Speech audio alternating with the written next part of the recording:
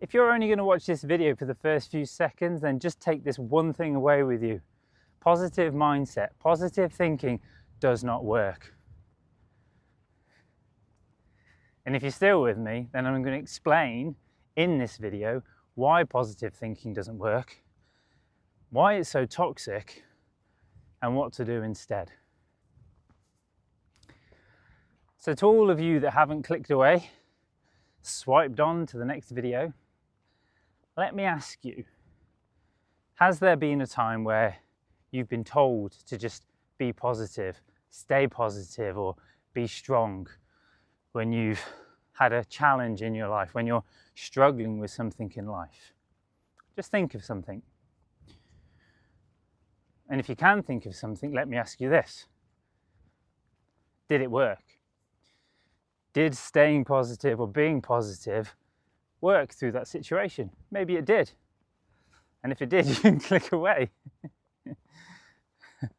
But if it didn't, did you struggle with just being positive? Did it feel like you didn't want to be positive? You didn't want to be strong? You just wanted to surrender to something else, something bigger, surrender to the emotions, the feelings, and the sensations? And let me know in the comments below if that makes sense. I was driving to where I am today, the great outdoors. I'm doing some hammock camping. I was listening to BBC Radio 2 over here in England. And Michael Ball was on. It was, I'm going to call it Love Song Sunday. I don't know what it is, but it's when people phone in and they, give shout outs to their loved ones and play songs for them and tell them how much they love them and how wonderful they are. Which is beautiful, really. I like it. But the one thing that struck me, which is why I'm creating this video, there was a caller and she called in and she shared the person she wanted to play a song for was her mum. She'd had a difficult year in 2024, last year as I record this. Her husband, the caller's dad, had passed away. And then she said, and this is all she said, and she was so strong and she was so positive. And now before I do this and say this, don't think I'm a bad person. There is a reason for this. A piece of me died inside, because whenever I hear those words, be positive, be strong, a little piece of me dies.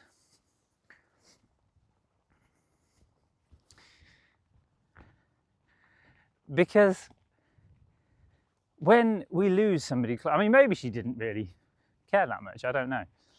But generally speaking, when we lose someone dear to us, near to us, somebody that we love, somebody that we've spent decades of our lives with, even if we're not actually that fond of them, there are bonds. And their loss is felt on a deep, deep level. I'm going to sit on this, there's a big tree here. I'm going to sit and face, which way will you see me best? Let's sit there. We feel that loss deeply. And for some strange reason, especially here in the West, when we feel something deeply, a deep emotion, we do anything other than feel that emotion deeply. We try and stay strong and stay positive. We don't honour that loss. We don't give ourselves space to feel it, to connect with it. It's really fascinating. It reminds me of, I was watching a nature documentary, the wonderful Mr. Attenborough. And he was following this herd of elephants in Africa, I think. And they came across some remains, and they were elephant remains.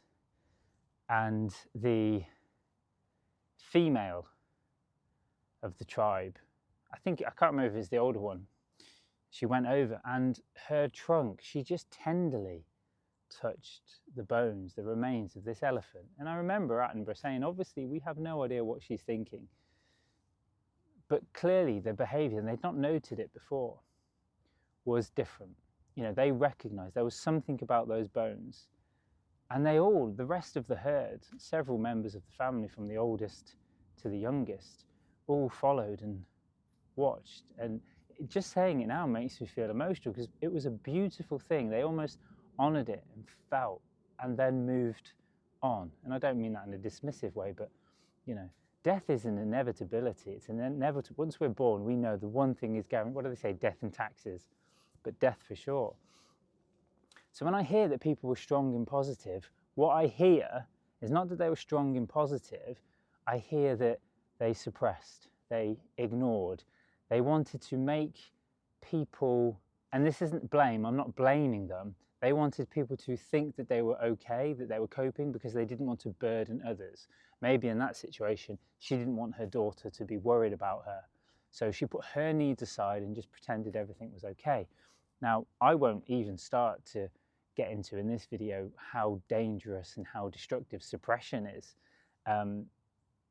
As a cancer survivor, 100%, I know it ain't good. And it does more damage than we realize or mainstream realize. But it's so true, isn't it, in life? And I mentioned cancer in my cancer journey. And again, this isn't, I'm not bashing anyone, but people don't know what to say. And when they heard the news, I got so many, just be positive, stay strong, mate. You know, you've got this, be positive and stay strong. Two things I did not do, my other half will attest to this, is stay positive and be strong. And had I have done that, I wouldn't have got through cancer in the way that I did. Because what I did when I went through cancer is cry, feel the emotion, feel upset, go through regret, go through remorse, go through the pain of never seeing my dog running through the fields, never spending another holiday with my other half, never laughing with my other half, never waking up in the morning to another sunrise. And this might sound poetic, but if I didn't allow myself to feel all that, I wouldn't have got through it as well as I did, because I didn't force myself to stay positive. I didn't force myself to be strong, because my strength actually came through acknowledging my pain. My strength came through not worrying about burdening my partner with taking care of me. Of course she wanted to, and of course it was difficult, but she wanted to do that for me. It wasn't my place to stop her. There was guilt around it to a point, but she wanted to do it. I didn't have to stay strong. As I said, my strength came through exploring, being curious about the emotions, being, you know, people would say to me, you've got to be strong. I remember my sister saying it. And I said, no, if you want to be strong, you be strong. But I get to be terrified that I might have 3 months, 6 months left to live. I get to be scared for my life. And she looked at me and she said, yeah, because so many times people don't know what to say. It's their own fears coming up. And we're in this world now where we're just not in the business. I'm going to move again. We're not in the business of allowing our feelings and emotions. We are in the business of suppressing, and we're in the business of telling everyone that it's okay because our needs don't matter. And ultimately, that's all we're doing. We're dismissing and we're suppressing. So, and this comes from I'm a developmental trauma practitioner. In my spare time, my 9 to 5 is in IT.